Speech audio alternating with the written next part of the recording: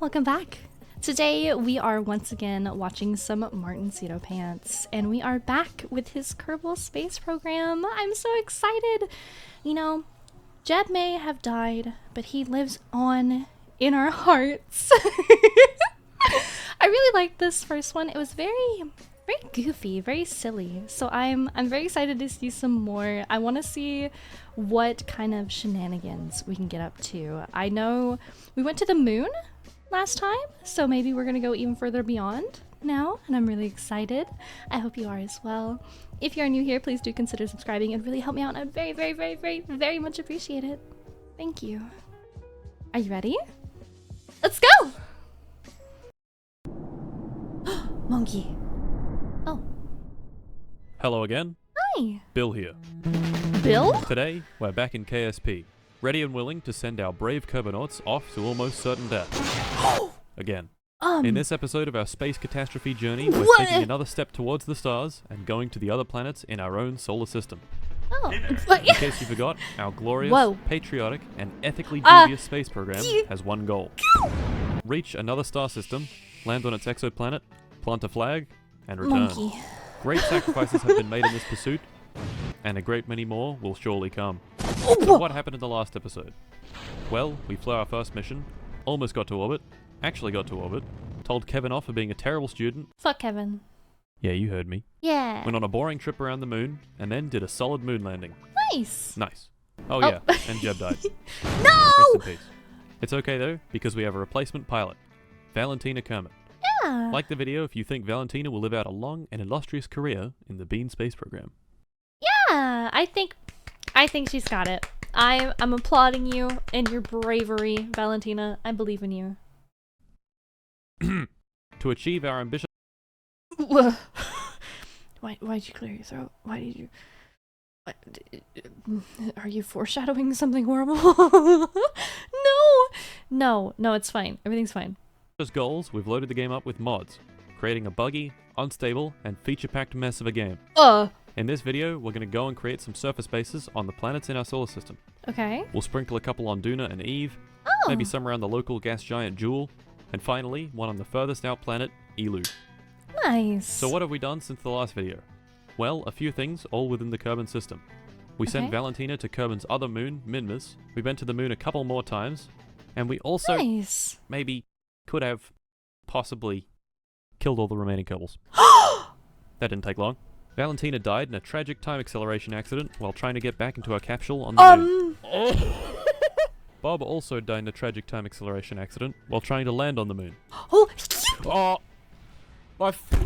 And Bill died after taking this terrible affront to God for a high-speed test drive. Oh no. So no more Jeb, Val, Bob, or Bill.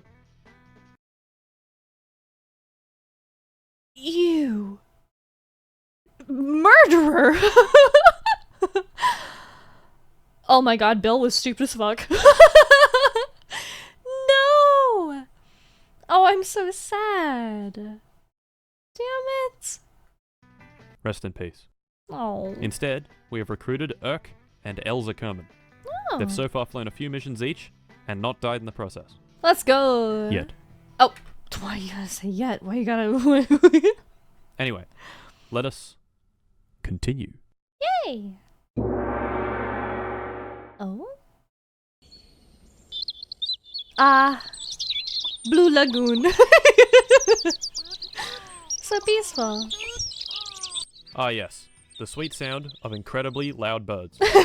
We're starting our interplanetary exploration with the easiest planet to visit, Duna, which is the Kerbal equivalent of Mars.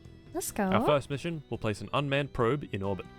This probe will map out the surface and establish a site for future missions to land and perhaps even colonize. Ooh. For this mission, we've created the most powerful rocket ever built. For like the 7th time. Its name, Joe Bidome.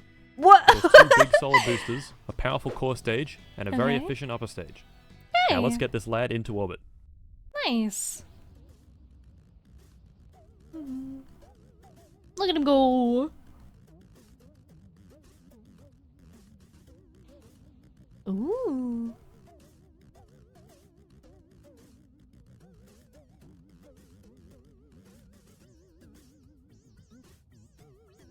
Ooh, that's orbit, right?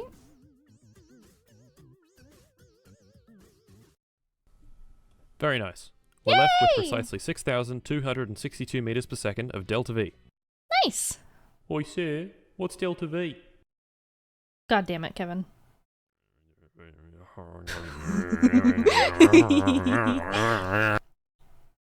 Speed. Nice. Quite simple.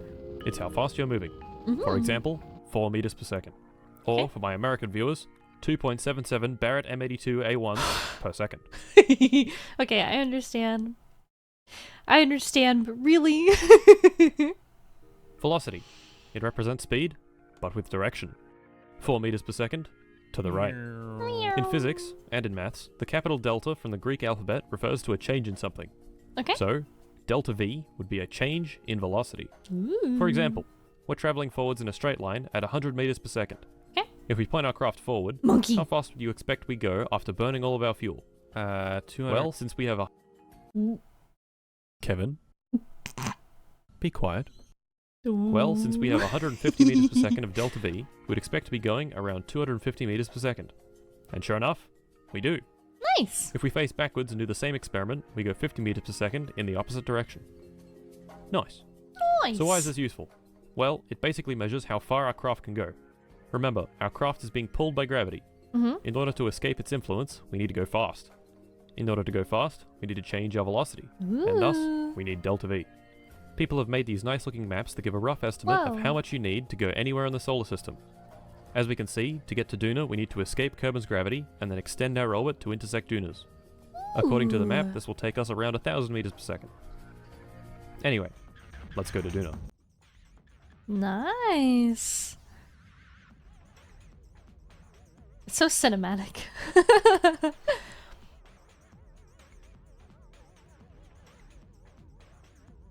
Dude. What? I was gonna say that's so beautiful. Ayy.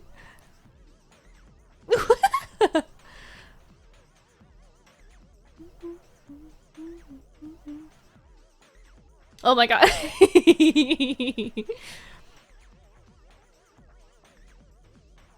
Oh? Oh, we're approaching? To get our desired trajectory, we carefully plot out a course to a nice low orbit that is highly inclined. Okay. However, on the way there, I do this. Oh! What What? happened here is my incredibly fat, sausage-like fingers mashed the time accelerate button and shot me straight past Duna. Are you nice? Oh. Not to worry though, we packed way more fuel than necessary and can literally just turn around and chuck her in reverse. To prevent shooting past again, we point backwards at the closest approach and slow down until we get a nice circular orbit. Ooh, And there we have it. nice. We're in orbit and mapping the surface of our first planet. On to... Oh, yeah. I'm just going to tell you right now, Launch 2 was a complete disaster. Ah! For Launch 2, we built another powerhouse of a rocket, Pog Okay. Frog 1, Pog with frog? one simple goal. Footprints and a flag on Duna. Monkey. The rocket was going to place this section here Monkey. in orbit of Duna. This lander would then Monkey. separate and fly itself down to the surface where we'd do whatever it is we wanted to do. Whether that be running Nice. temperature scans, planting important flags, Monkey. observing the goo, or dropping the Kerbal Huh? repeatedly on his head. After doing this important science, we'd hop in the lander and fly it back into orbit to meet up with the transfer stage. Okay. Fairly simple, right? Right. Yeah. You'd think. Yeah, no, yeah. Anyway, let's launch. Yay! Look at him go! Look at him go! It was here in low Kerbal orbit that I realized my first mistake. Uh-oh. Luckily, it was fairly inconsequential. Instead of a Okay. scientist, the game had placed an engineer into the rocket, meaning Oh. we had to launch a quick ship to swap out the Kerbals. What? After this, Okay. we transferred to Duna. In Oh, orbit, we nice. separated the lander, hopped inside, and lowered our orbit into the atmosphere. Whee!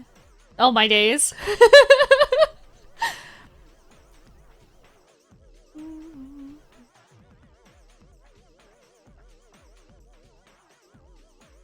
Hey! Touchdown! Monkey. And there we have it. Urk hopped out and planted our first interplanetary flag. Yay! He named this incredible site Monkey Planet, now claimed, Perfect. and inscribed the plaque with Monkey. Beautiful. Truly an event to behold. Yay! It was at this point that I ended the stream. It was quite Nice. successful. Nothing exploded. No Kerbals died. Generally, good stream. Yay! If only the next went as smoothly. Oh. The next stream began where the previous left off. We just landed and collected some sweet science. Okay. Now, in KSP, you can quite easily rack up huge amounts of science by visiting different biomes. And this is what I plan to do first thing this stream. Lucky for us, there was a different biome quite close to our landing site. Okay. So I decided to go and visit. And then, this happened. Oh! Okay, Well, fuck. No way to get back into orbit.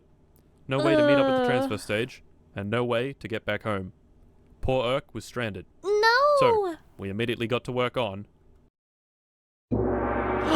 Yes!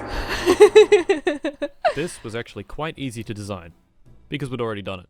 Oh. Introducing PogFrog 1.5. Yay! Thank you, Let's go. thank you. Let's go! All we had to do was remove the Monkey. science experiments, most of the transfer stage, add an antenna, and we were ready for launch.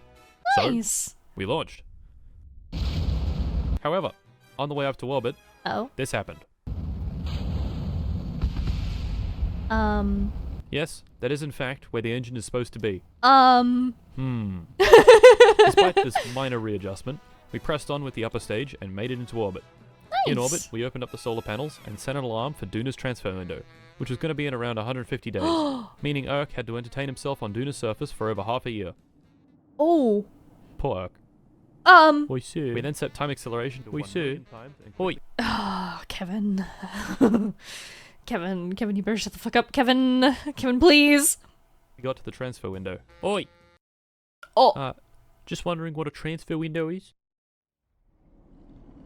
Motherfucker said oi to the teacher, to the Martin. Oh.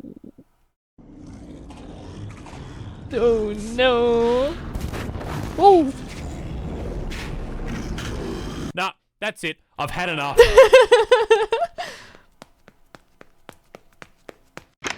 Oh. Is that normal?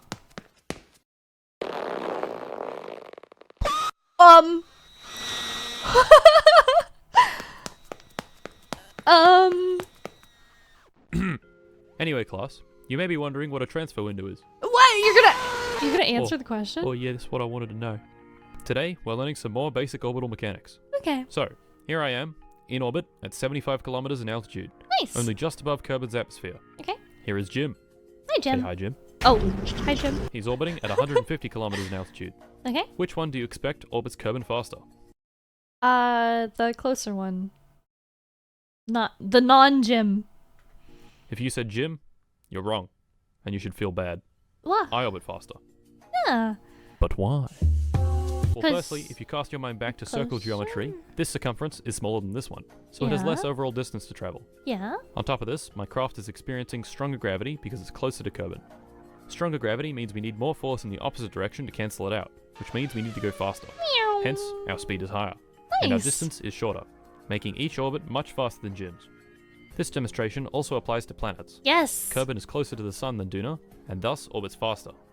Sometimes they're close together, sometimes they're far apart. Now we would like to travel between them. Lucky for us, there's a time when they line up just right and a craft can travel between them very easily for relatively low fuel. Nice. This time is called a transfer window. The downside, of course, is you have to wait for it. Bringing us back to PogFrog 1.5, sitting in orbit of Kerbin, waiting for the optimal transfer window. And would you look at that? It looks like we're ready to go. Yay!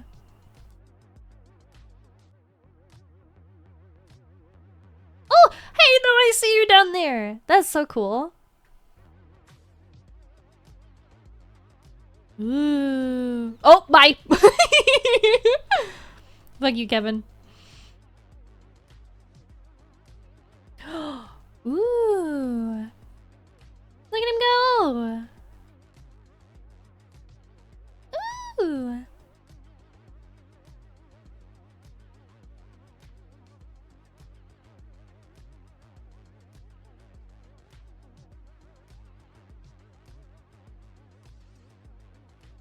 Touchdown.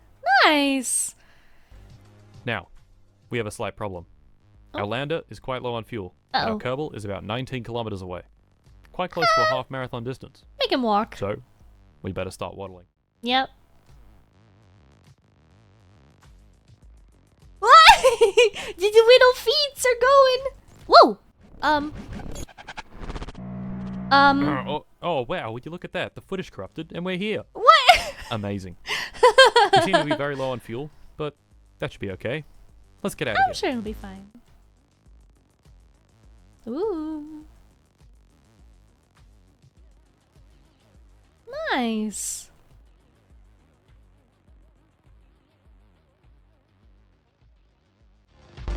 Oh, hey, whoa, whoa. Oh, what the fuck? What happened? Hold on, let me fix that. What? Oh. Woo!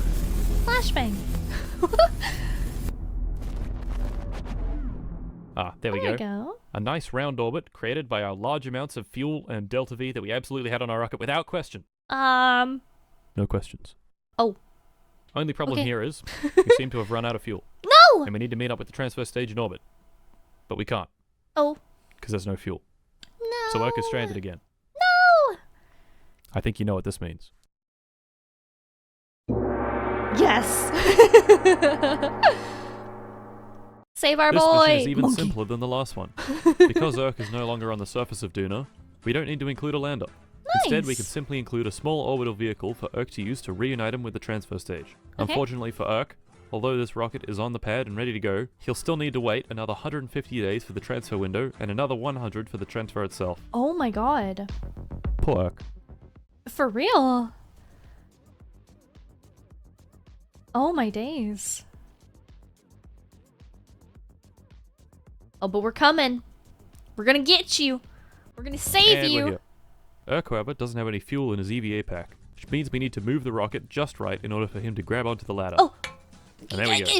We get in, Nice. meet up with the transfer stage, get inside, wait for the Duna to Kerbin transfer window, transfer back to Kerbin, ditch the engine and tank, re-enter Kerbin's atmosphere, open up the parachute, land, and recover the vessel. Yay! So finally, after several years in space, Urk is home.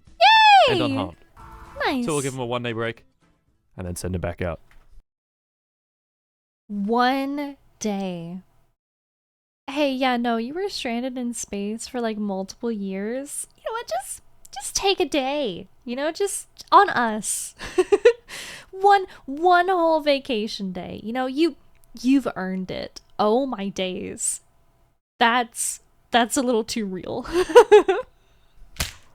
Fuck. So, after a long and tedious design... Hey. Okay, let me let him back in. Oh. Wait, you're gonna let him back? Whoa. Yoink.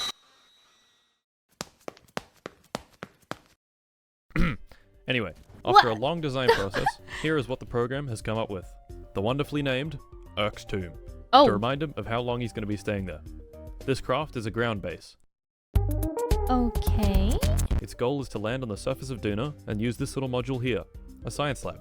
In a science lab, you place important data collected from experiments and analyze it. It takes in one science as one data, and after analysis, gives you 5 science. So Ooh, basically, science times 5. nice. Pretty pog if you ask me. Yeah. Now, Mr. Kevin. Oh, yeah? I'm going to issue Oh? you a challenge. If you can design the transfer craft and launcher for this base, I won't throw you into space ever again. Yo, Kevin, this is your one opportunity. This is your one moment. Don't fuck this up, Kevin. Pull yourself together. I won't say I believe in you, but yeah, I'm not. I don't believe in you. Oh, and you have 4 seconds. Oh, Go. Okay, time's up. Oh, yeah, I think I did pretty good. Oh. Let's see what you got for us, Kevin. oh. Oh my god. It's beautiful. The optimized engines, the fuel ducts leading into the center stage, the 300 kilograms off the mass limit, the slightly scuffed fairing. It even has a watermark. Okay, so, Kevin, It's bad. Oh! Oh, my days. Anyway, we're gonna use this vehicle to take us to Duna. Oi! Why'd you throw me out? You're using me craft. Get fucked. Yeah, anyway. Let's get this guy up and going. Nice. Ooh.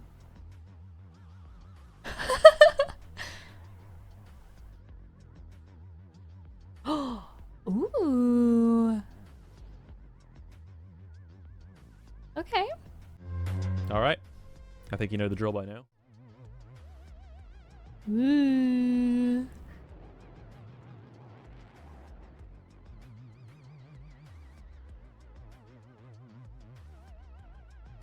Oh, we're coming. Knock, knock. Ooh.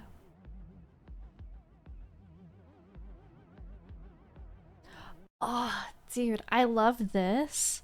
I love this like interior shot with all of the buttons and everything. I don't know why. Maybe it makes me want to push. Makes me want to just push all the buttons.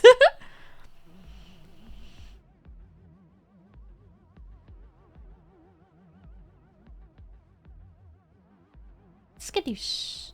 Nice. For the final time, Urk has touched down on Duna. Unfortunately for him, he will never leave again. He plants a flag and inscribes the plaque with "Uh-oh." What? Poor Urk. No! He goes and runs all the experiments available on the craft. This would ordinarily create a pretty big bounty of science for us. Okay. But with this science lab, we can turn it into a huge amount of science. Okay. Given some time. Oh. Oh, that's a... And That's a after few a year and a days. half of sitting inside a cramped A year and a half? room collecting data, Urk has generated over 8,000 science for the program to use. Ooh. Urk has made great sacrifices for our space program, and for that, we are thankful. Thank you, Urk. Godspeed. Oh. Wait, Wait, what the You hell? just- Where'd he go? you gonna save him?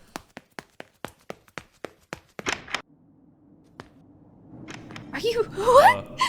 Kevin? Oh. Oh. Hey, wait. Hey, don't touch that. Hey, Kevin, what are you doing?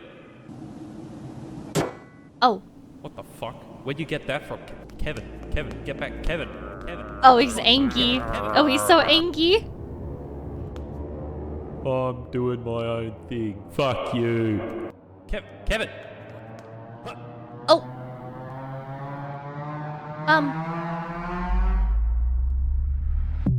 Oh. Where'd he go? What the hell? Oh, he gone. He gone. He'll come back, right? Right?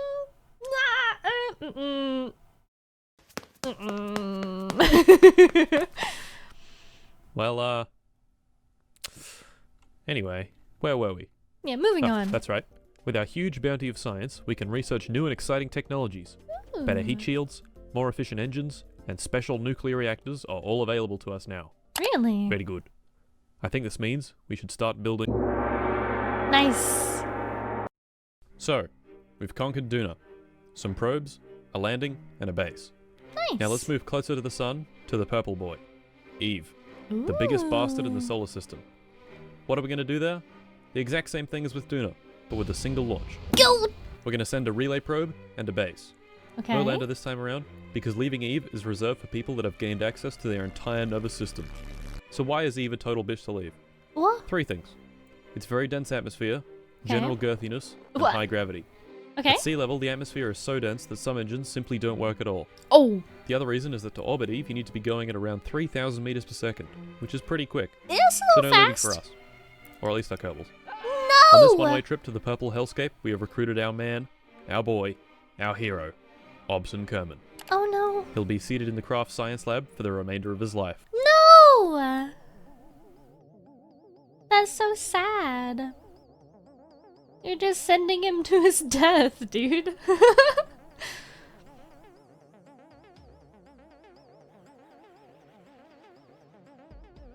Ooh. Ooh. That looks so nice. Hmm.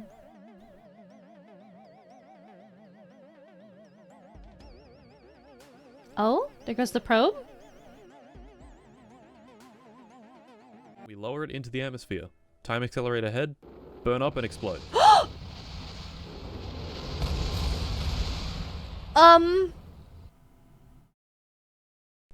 Just kidding, I'm a professional and this is definitely something I would never do. Yeah? What actually happened is I put the lowest point of the orbit around 50 kilometers up so the atmosphere could slow us down. Wow, would you look at that? It's getting hot. Really, really hot. Must be all that friction, right? Yeah, that friction really generates a lot of heat on re-entry, doesn't it, guys? Yeah. Friction! There couldn't be any other mechanism other than friction. Hello? Hello? Yeah, who is this? Wait, what about the YouTube comments? Oh, it's not friction? Huh. No, I didn't get it wrong in the last video. You see, there's this guy in my class, and he's called Kevin. Hello again. It's me, Hi! Vsauce Derek. I'm here to talk to you about compression. Ooh. No, not video compression. Air compression. Okay. Air compression is actually what causes the heating on re-entry. But how? Well, first off, what is air made of? Pretty simple. It's made of molecules. Okay. A whole lot of molecules. Yeah? Now, what is temperature? Also pretty simple. It's how much a given molecule or atom is Vibing. More vibe equals more kinetic energy, which equals higher temperature. Fairly simple. Okay. So as you can imagine, if you squish a bunch of air molecules together, they're going to bump into each other quite a lot. Okay. Bumping into each other equals more vibes, which equals higher temperature. Now, Okay. normally moving around in the air doesn't burn you to a crisp because the air molecules can get out of the way. However, Fair. say we're traveling at a modest 3 kilometers per second. The air molecules Oh. now don't have any time to get out of the way and are compressed into a superheated plasma. Pretty Oh. cool. Actually, no. Pretty hot. Which is why we have this heat shield. Anyway, we don't burn up in the atmosphere, deploy the chutes, jettison the heat shield, deploy the legs, and touch down on the surface of Eve. No. First try. What are you talking about? No. First try. Don't even worry about it. Nice! Very good. Hobson leaves the confines of the science lab for the last time in his life and plants a flag reading, What? Hobson in the house. Nice. Once he gets back inside, he begins working through the mountain of data, slowly turning it into sweet, sweet science. How much science? Well, after 3.5 years, he manages to 3.5 years. acquire 25,000 science points. Well done, Hobson. Good job.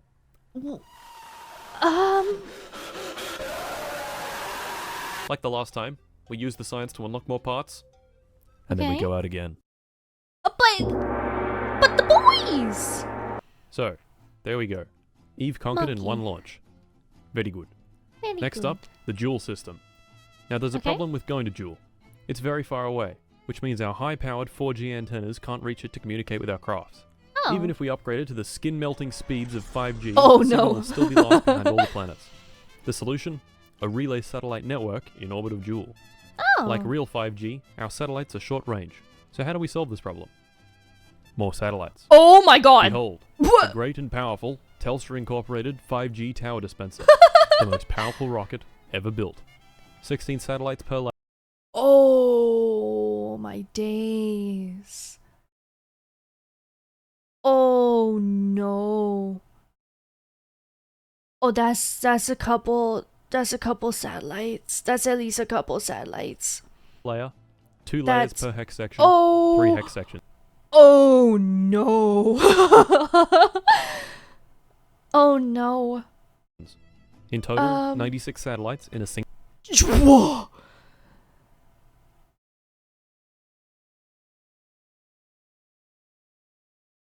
That yeah, that's a couple. That's a couple satellites. Yeah. Single launch. Very nice. 5G coverage. Here we come. Okay. Look at that thing.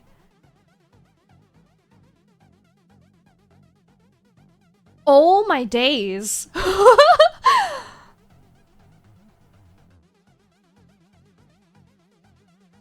Okay. Here we go. Oh, that is so far. To spread the satellites out nice and far, we place the craft into an orbit intersecting Jool's chunkiest moon, Tyler. Okay. Then Oh. we max out the reaction wheels, spin up the craft to a truly eye-watering speed, and... What? No! Oh my god! What do you mean? And there we go. We've rendered the map completely unusable, but we've also placed probes absolutely everywhere. Nice. I see this as a complete win. Hell yeah. That's kind of Now insane. I know I said I'd do an ELU base this episode, but I can't be asked. Oh. Once again, you'll have to wait for episode 3. I'll tell you when the next one comes okay, out, fair. but only if you subscribe. Okay. Oh. This is not optional. I'm subscribed. Can you guys subscribe just so I don't thanks. Oh, and also follow my Twitter to gain deep insights into the human experience. Oh. This is also not optional. Roger. Yep. Yes, sir, Mr. Sir. Yep. And while you're at it, like the video. Oh, nice. Come on. Where's that? What are you holding that gun with? No.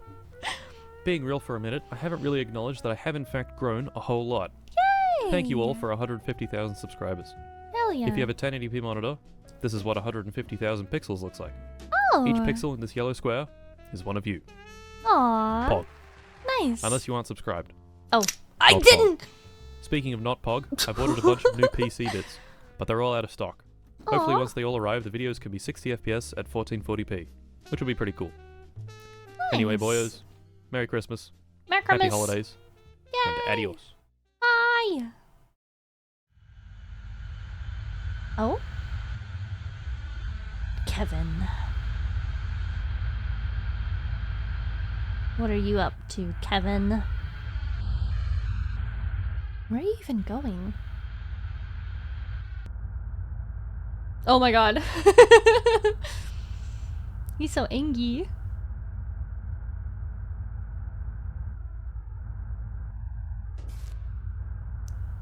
Oh? What? Alright! I rather like this one. I had a lot of laughs for it, and I loved watching him just leave brave scientists to do their science for the rest of their lives on mystery planets. I love how much like he went through to get like the first one off of that planet and then immediately sent him back out to just live the rest of his days on a planet doing science. That's great. Great use of resources, let me tell you. Make sure you guys check out the original video linked down below. If you're already subscribed to Martin, please do consider it. He's kind of amazing, I gotta say. I'm really enjoying his videos, so huge thank you to him. If you guys like my video, make sure that you like and subscribe so I can see you in the next one. Thank you. Bye!